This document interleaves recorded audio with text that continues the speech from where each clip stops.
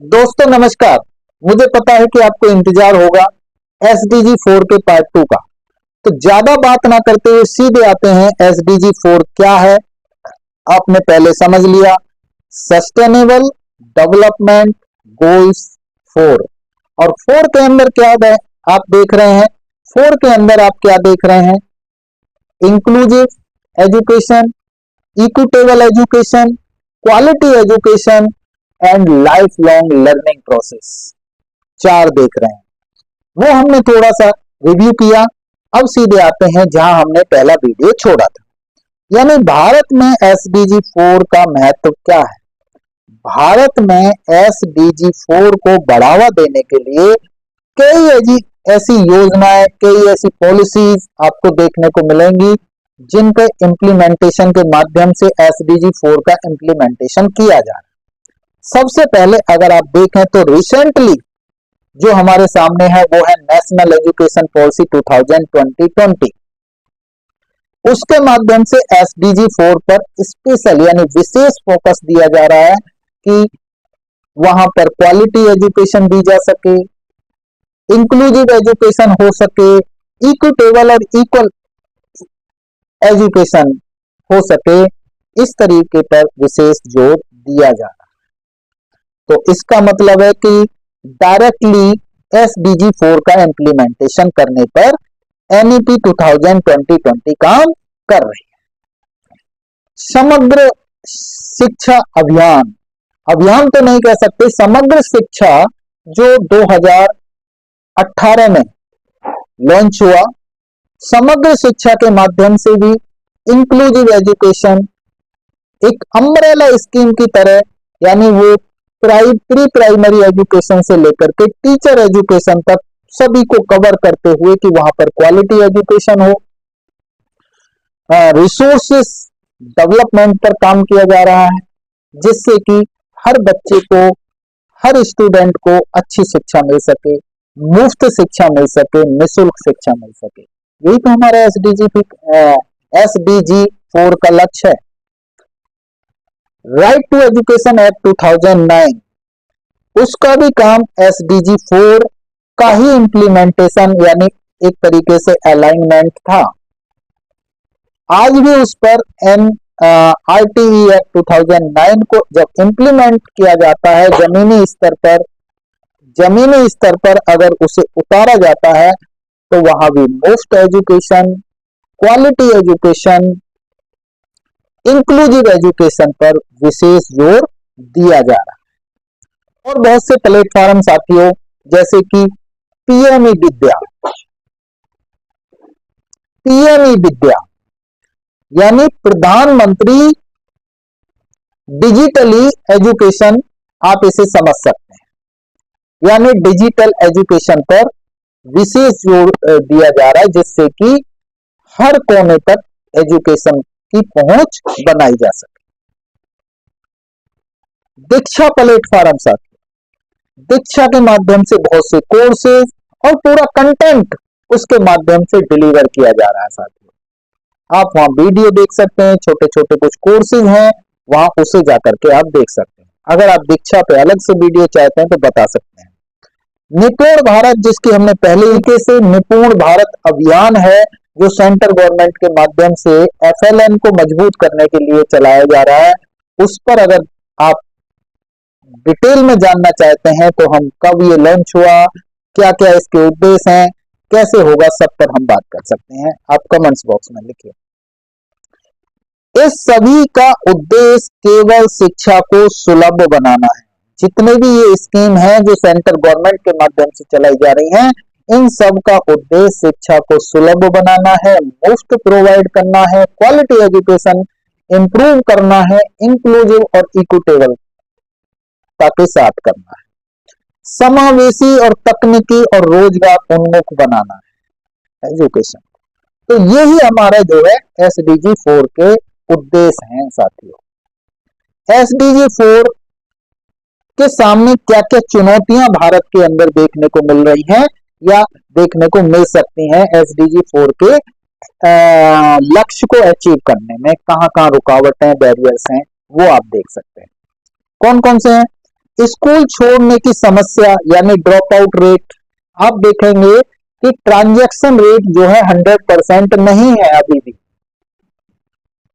Right to education act 2009 में बना, 10 में इम्प्लीमेंटेशन हुआ, 10 से लेकर के 26 तक आ गए, 16 साल हो गए। 16 साल में भी हम जो है ट्रांजैक्शन रेट अभी भी 100% नहीं कर पाए हैं।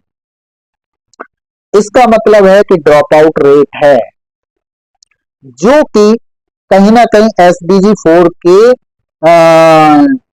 को जो लक्ष्य है उसको अचीव करने में रुकावट का काम करता है। ग्रामीण क्षेत्रों में सुविधाओं की कमी, अब वो कौन कौन सी सुविधाएं हैं, जैसे कि टेक्नोलॉजी, इलेक्ट्रिसिटी, इस तरीके की कमियां ग्रामीण क्षेत्र में, दूर दराज के क्षेत्रों में देखने को मिलती है। कहीं ना कहीं वहां भी इम्प्लीमेंटेशन की कमी यहां हमें दिखाई देती है।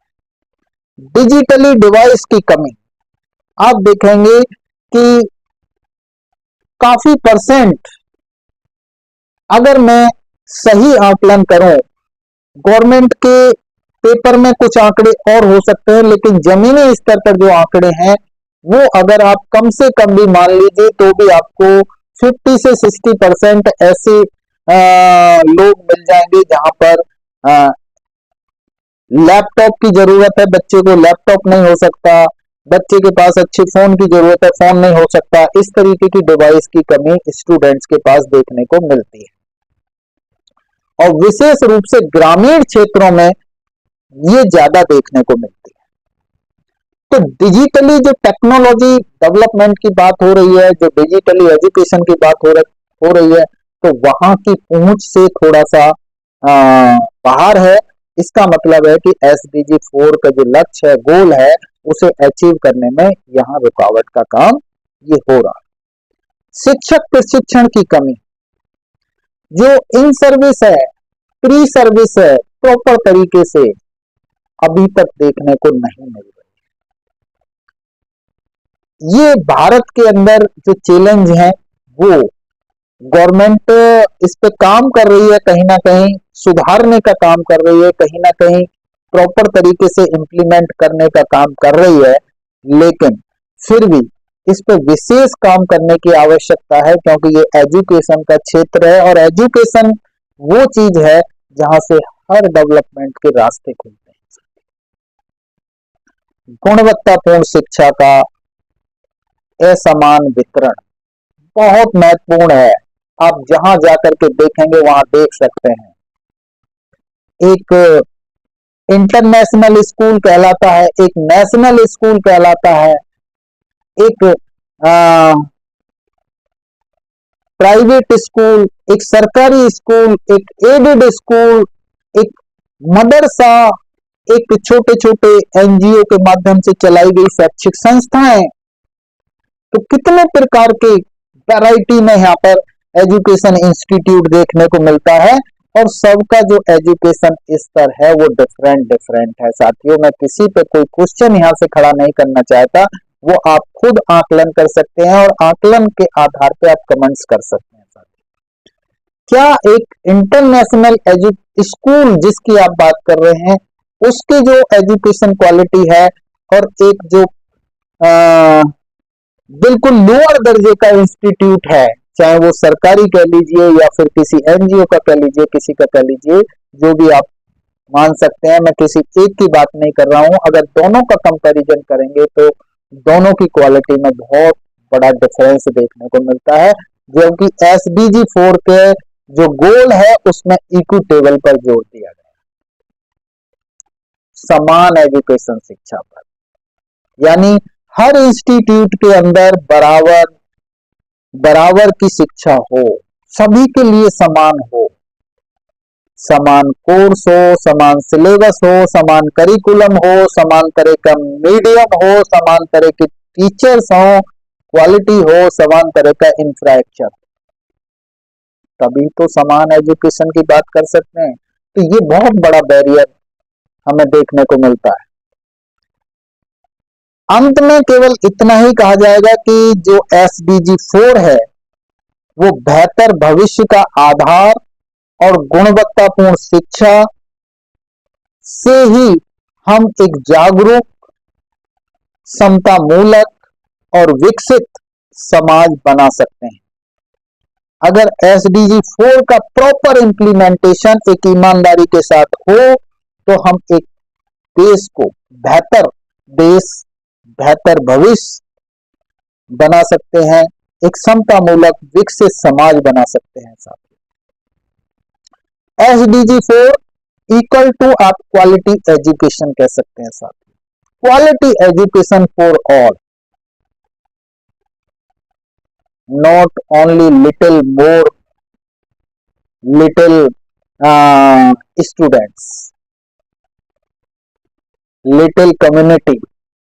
आप देख रहे हैं, यहां से मैं कह सकता हूं कि 75% लोग जो है कहीं ना कहीं क्वालिटी एजुकेशन से अभी भी वंचित है। तो हमें उन 75% बच्चों को भी वो क्वालिटी एजुकेशन देने का काम एसडीजी 4 के माध्यम से करना चाहिए, जो 25% बच्चों को और सही तरीके से तो 15% बच्चों को मिल पा रहा है। तो सबके लिए एक अच्छी शिक्षा तो बेहतर भविष्य की कुंजी बन सकती है।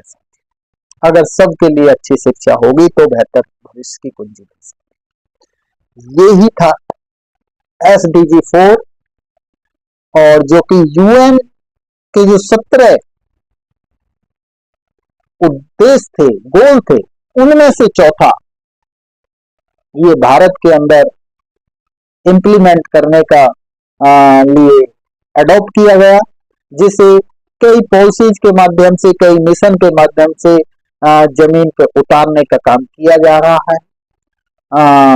लेकिन बहुत लंबा समय लग रहा है। कहीं ना कहीं सिस्टम के अंदर, कहीं ना कहीं मशीनरी के अंदर, कहीं ना कहीं हमारी जो इम्प्लीमेंटिंग ऑफिसर्स हैं या फिर हम सिस्टम की बात करें तो वहां की मानसिकता के अंदर कहीं ना कहीं इस तरीके का ब्रेक दिखाई देता है, जिससे कि अभी तक जमीन पर सही तरीके से क्वालिटी एजुकेशन दिखाई नहीं देती। धन्यवाद साथियों। अगर अच्छा लगा है तो लाइक करें, वीडियो को अपने साथियों के साथ साझा करें, चैनल को सब्सक्राइब करें। धन्यवाद।